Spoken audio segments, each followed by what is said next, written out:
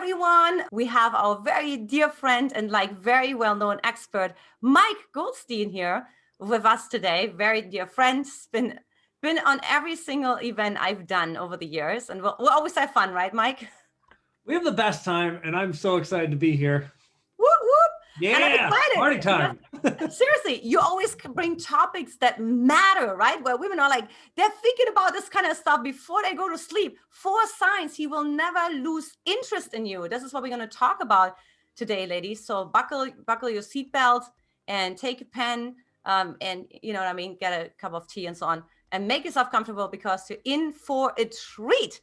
But before we do that, so for those of you who live behind the moon and don't know who Mike is, okay, it's just kind of almost impossible at this point. He's a one-on-one dating and relationship expert, founder of Easy Dating Coach, and he helps men and women make dating and relationships easy. Hello, dude. I am so excited for this topic. You didn't know this, Antia. I gotta fill you in. Yeah, go for it. But I was engaged 2 years ago. You do know that. Mm-hmm. But the material we're going over today, if I would have known about it, I never would have been with this woman for 3 years. And so this topic is so near and dear to my heart. Aww. Because for anyone who's seen me before, and if you don't know me, I value time. Time is our most valuable asset. And if I knew this stuff, I didn't need to spend 3 years with the wrong partner that had no business. We had no business being together. And we're going to go over just why that's true today. I love that. What a cliffhanger.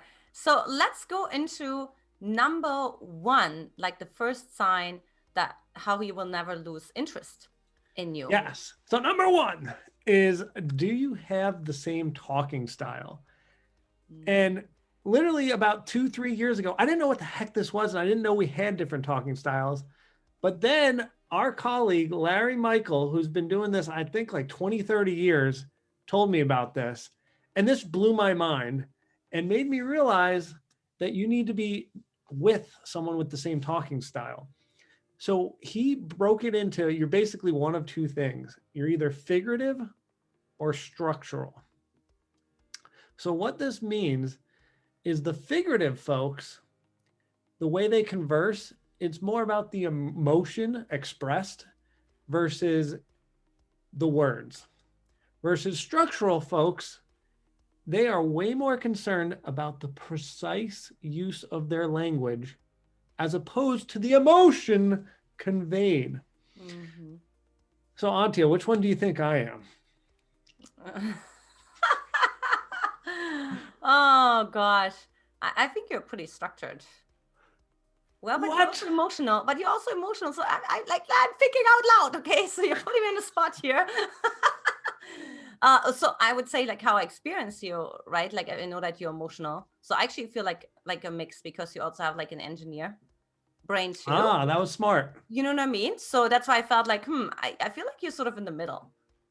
Yeah, I'm much more figurative and I'm much more comfortable figurative because I'm less concerned about what words and more about what emotion I'm putting out. So for example, to make this really simple, if you and I were hanging out and I got hungry, I could say to you, Antia, I'm starving. And as a figurative person, I'm just conveying that I'd like to eat. But a structural person, they could not say they're starving unless literally they are about to die if they do not eat anything. They would have to say, it would be great if I could have something to eat right now. I would like to eat. So they're very precise in their word use. Does that make sense? Oh, okay. Yes, totally. I've taken the same test with Larry Michael, but I'm just remembering all of the pieces. So I feel like I'm definitely more emotional because I feel like it's a little exaggerated. I don't think I'm really starving, but I use that word a lot. So I'm I think I'm figurative too, Yes, you are definitely figurative, and that's why we get along. Yeah.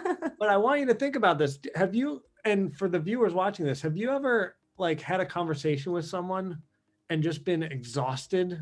Oh my God, that was so draining talking to them. You know what I'm talking about, Antia? And you know what that is? It's when you talk to someone that has a different talking style, because it takes so much more of your concentration to figure out what they mean. Because like normally, since I'm figurative, I look at your emotions. I'm like, oh, Antia is happy, or Antia is portraying this. Versus when I'm with a structural person, I'm like, okay, Mike, concentrate. What words are coming out of their mouth?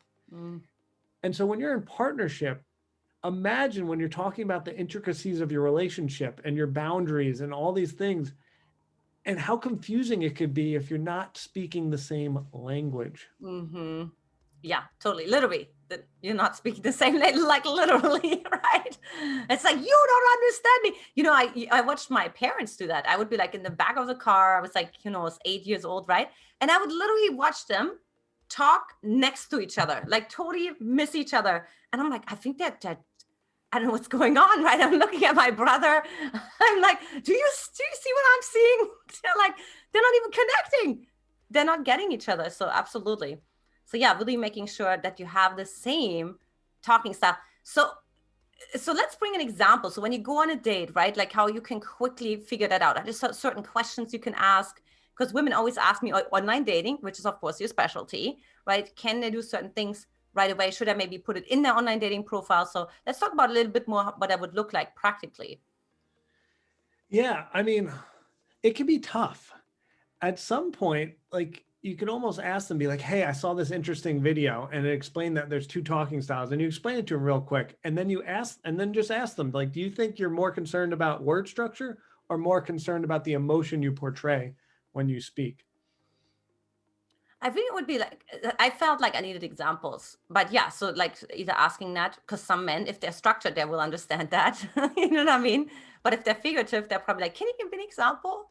That's true, isn't it? Like then when you ask figurative people, they will ask more for an example versus structured ones. They will literally just give you the answer. Sometimes. Okay. Let me tell you this story. It may help. Ladies, we're like, Mike and I would love to argue. It's great. All right. So Antia, I had this client, right? Yeah. And she got upset with her live-in boyfriend. And she goes, I am so over this relationship. I'm done. And so he goes in the other room, he starts packing a suitcase, and he's literally about to walk out the door, Antia. And she comes running in and she goes, what are you doing? And he's like, well, I'm leaving. You said the relationship's over. And she goes, no. Like, I'm just upset with you. I'm just upset, but like, I still love you and I want to work on this.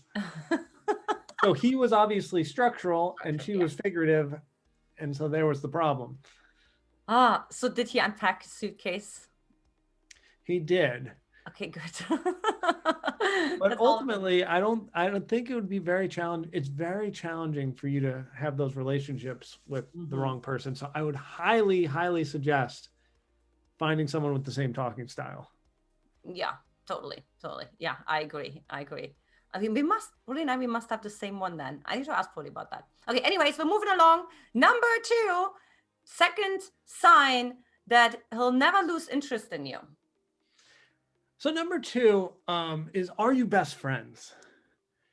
And what I mean by this is, all those science experiments that really come into the professional world that say our attention can last for an hour and a half.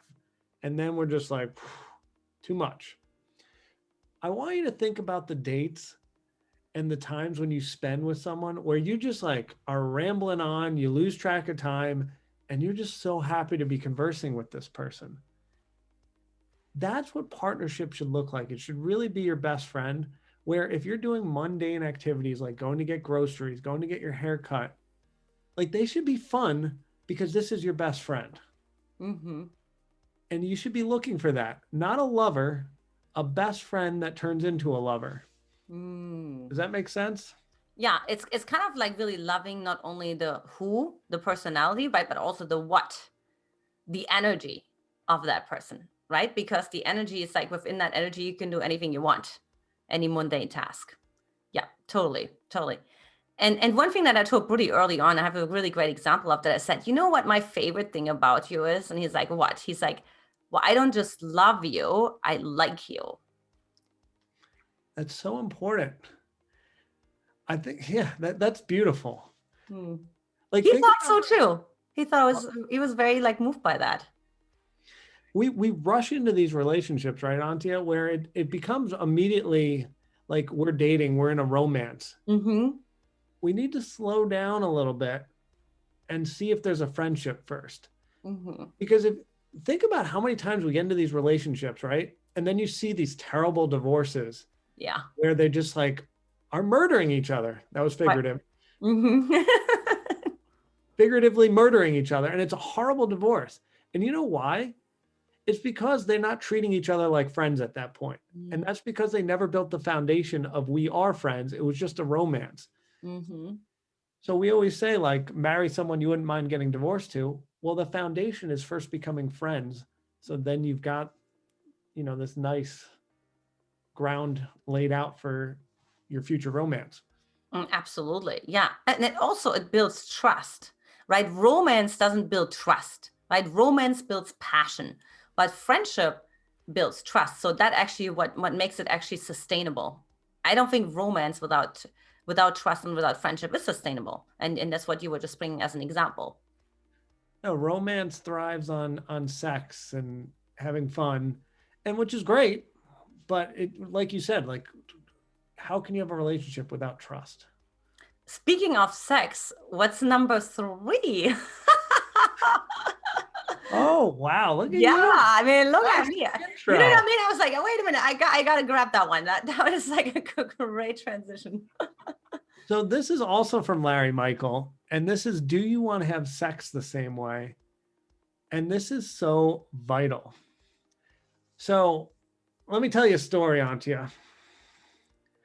You're like the best storytellers. Ladies, if you haven't been to Mike's YouTube channel yet, like he has the best story, seriously. Well, thank you. So let's backwards to my fiance. So we were living together, and Antia, we were having sex, let's call it once a week. Mm-hmm. And I'm in my lower 30s at that point. And my sex drive should be great. Her sex drive should be great. Mm-hmm. Once a week, as fiancés, living together. Not great. And we've, that's only a few years into our relationship. Right. And, she was looking at me and she's like, can we have sex more? And I didn't want to. And I want to tell you, Antia, she was so gorgeous. She looked like a supermodel. She was 5'11", like everything looked great. Trust me. Mm-hmm. Beautiful woman. But what I then found out because of Larry is we were two different types in terms of how we wanted to have sex. Mm. So I want to outline, there's a physical type and a mental emotional. Mm. The physical type, which we think all men are, but I was not this, and actually 50% of the population is not this, is like a blowtorch. Like, I'm horny. Like, you look at someone beautiful, time to have sex. Mm-hmm. And everyone thinks that's what men are. They're like, hot woman, sex. But the other side is actually mental emotional. And these folks get turned on by connection, by chatting, by talking, by doing an activity. Mm. And I want to continue on this story. I went with my fiance to Europe, to Prague and Budapest and some other place, Vienna. Anyway, we had sex every single day. So there's nothing wrong with our sex drive, but every day we were doing something great and we were exploring and we were bonding.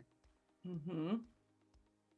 So that made me realize, oh crap, I'm mental emotional and she's physical. So I needed activities to want to have sex. Uh-huh. So this is vital when picking your partner. You need to talk the same language and you need to want to have sex the same way, or there is going to be some big problems about going the distance. Does that make sense? Totally. And you will have to be much more intentional, right? You have to put in more effort. So like we could create some changes and connections once we would know that, but it would take more effort, right? And then again, over a long period of time might also exhaust the relationship, right? Because if you always have to be like, you have to be conscious of something and you have to do it and it starts to feel like a chore, right? Or we can't forget, we need to provide this for Mike, or we need to provide this for the fiance. it kind of also takes away the passion and romance too. It would for me, like if I can be myself and I always have to remember stuff, you know what I mean? Like that's not fun. No, you want to make dating and relationships easy. This isn't something like, let's make this harder and let me find a partner that no, find a partner that has a lot of things similar to you so that it's easy and you have fun with them. And the most important piece is you only get one person. You know, Antia picked Brody. After seeing a lot of frogs, she found her prince. You only get one. So you might as well be extremely selective so that you get an amazing man, which is what Brody is. So be patient and wait till you get, everything aligned. That's what I always say too, right? It's actually like when your girlfriends say to you, oh, you're so picky and you'll never find somebody. Great, tell them, stick to it. Yeah, I'm picky. Guess what? I'm never going to see anybody ever again. You know what I mean? I'm never going to have sex with anybody else again. So I better be picky. You know what I mean? This person better keep me motivated to stay monogamous. You know what I mean? Like, I mean, it's true. That's what I told my girlfriends. Yeah, it's insane. Like our divorce rate is over 50% the first go. And I think the second go, it's like 70%. Yeah. That is terrible, terrible numbers. Like, yeah, take your time. Let's get this right. Right. Let's get it right. Totally. And let's talk, speaking of language, so we have another one, number four, the sign that he'll never lose interest in you. Yeah, this is from, I'm sure a lot of you have heard of this before. This is Gary Chapman's book. Are you speaking the same love language? This is quite important. For those of you who have not read his book, I'll summarize it in under 30 seconds. 5 love languages, 5 ways we want to either receive or give love. And they're words of affirmation, acts of service, gifts, quality time, and touch. Most people have one main one and maybe a secondary. Antia, do you know what my primary is? Let me think. Oh, you told me words. Yes. Yeah. You should see my YouTube channel. Like I've got them trained now though. Like they're like, Mike, that video was so good. And I'm just like sitting here like, oh, I'm so happy. Thank you for the compliment. I'm a 10 out of 10 words of appreciation. So if you tell me I'm doing a good job, I'm just like, thank you. Versus if you gave me like a gift, I'd be like, I'm a 0 out of 10 for gifts. I'd be like, oh, thanks. That's cool. I don't care about that. So you need to find out what your partner is so that you can, give them what they want. It's so interesting because Brody's this acts of service, right? So he loves me to like cook for him and give him a massage and mine is like touch, but Brody's secondary is touch. So that's another thing I want to just quickly talk about is like the hierarchy of them, right? So that like if they're not the top one, they have to be in the first top 2 or so. So if your number 1 is his number 5, Houston, we have a problem, right? This was by the way figuratively, So. yeah, no, that was perfect, and you're so right. Like I can't tell you the problem. Like so, we talk about the different sexes in the last one. Yeah. If you have someone who's a 1 or a 2 touch, and then someone who's a 4 or a 5 touch, those folks are not compatible. Yeah. I know. And I had a conversation with a girlfriend and she's like, and so this is then the kind of relationship where there has to be this effort, right? Because he has to like constantly remember, oh yeah, she loves touch. Because for him, it's also acts of service, but his touch is way further down than Brody's is. And so I'm like, wow, babe, it's going to be an interesting ride. You know what I mean? Because if you add on some stressors or if you add on complexity in life, like you'll be left so often with like disappointment because like the guy is going to love you the way he wants to be loved because that's what we all go to, right? Yeah. And we always talk about the push and the pull in a relationship, right, Antia? And your poor girlfriend, like she's going to be pushing like, oh, please come touch me, please come do this, and the guy's like, oh, why does she keep nagging me about something I don't really care about? And she's like, well, why can't he just touch me? This is so important to me. Like, why do you want to have that combative relationship when you could have someone where it's more in sync? Right. And I think that actually from a practical standpoint is actually easy to find out in the beginning stages when you talk to somebody online. It's so playful, right? Like, hey, which one are you? Oh yeah. It's so, and I think on Hinge, one of the things is what is your love language? So you could even read a Oh, profile and see it. oh, okay, cool. Awesome. I saw it like in what was it called? Not Married at First Sight, Second Chances. She was actually giving the guys the book, and then the gal came back and they were all excited about it, like, oh my gosh, I'm this, and what are you? So that's the other thing too for the women, right? They think, oh, I don't want them to feel uncomfortable. But what I find is a lot of men actually love to learn about themselves. Would you support that, Mike? Absolutely. Like, especially for the women that are in this self-improvement space and love doing this stuff, your partner ideally should be somewhat into it or maybe just as excited as you. Like, we're looking for someone on the same playing field. So, sorry, let me back up. Okay. You can't say the wrong thing to the right person. So whatever you need, whatever you desire, whatever question you want to ask, just go for it. You can't say the wrong thing to the right person. So if it is the wrong person, they're going to exit stage left. If it's the right person, they're going to be like, yes, I've read that book like 10 times. It's so important to me. These are my languages. What are yours? Like, that person's going to come towards you. The wrong person is going to right away. Yeah, and just really letting go of this fear of inadequacy or that he did something wrong, right? So let's summarize the four signs. Oh, yeah. All right, ladies. You have the same talking style. You're either figurative or structural. Are you best friends? Can you talk more than 1.5 hours together and just go wild and have a great time? Number 3, do you want to have sex the same way? Number 4, are you are you the same love language? I love it. I love it. And do you have like an inspiring story of one of your, maybe even a recent clients, because you share a lot of them, and that really helped, how that really helped them to uncover that for themselves and how it really helped them to turn their boat around? Oh boy. I had a client who was trying to date a structural person, and we quickly realized this, and she was figurative. And she was like, it's just so hard to communicate to him. She had like a tough day at work with her boss, and she's trying to tell him, and he was just getting frustrated with her. One, he was trying to solve the problem, but 2, he was getting frustrated because she was conveying emotion and he was listening to her words and it didn't make any sense to him. So it was just a big mess. And ultimately, well, we all talk about our success stories. This was a little different. This was we need to get rid of this person, which is also a success story, because it was so hard for them to chat with each other. Nothing was wrong with each individually, but it was just, they weren't good together. Totally. Yeah, that's so important. And that makes her even more available to the right person. So I know that you have a free gift for the women who want to continue on the journey, want to hear more stories, more examples, and more support. Yeah, I love this free gift because it makes it super simple to see if a guy is into you. So past this stuff, this is the qualify. Does he qualify is what we did today. And now that he qualifies, is he deadly serious about you is what my free gift is. So you're dating and like, all right, this guy is serious. He's not going anywhere. He's all about me. So this is 4 signs he's falling in love with you.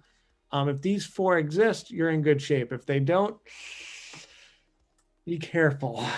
Yeah, right. Like, okay, like backtrack, let's go the opposite direction. Awesome. Well, thank you so much, ladies. As usual, the link will be right below this video. Mike, always fun chatting with you. I learned so much today. I always have a blast. Thank you so much for being here. Thank you for having me. This was fun. Oh, totally. All right, ladies, I'll talk to you next time. Take care.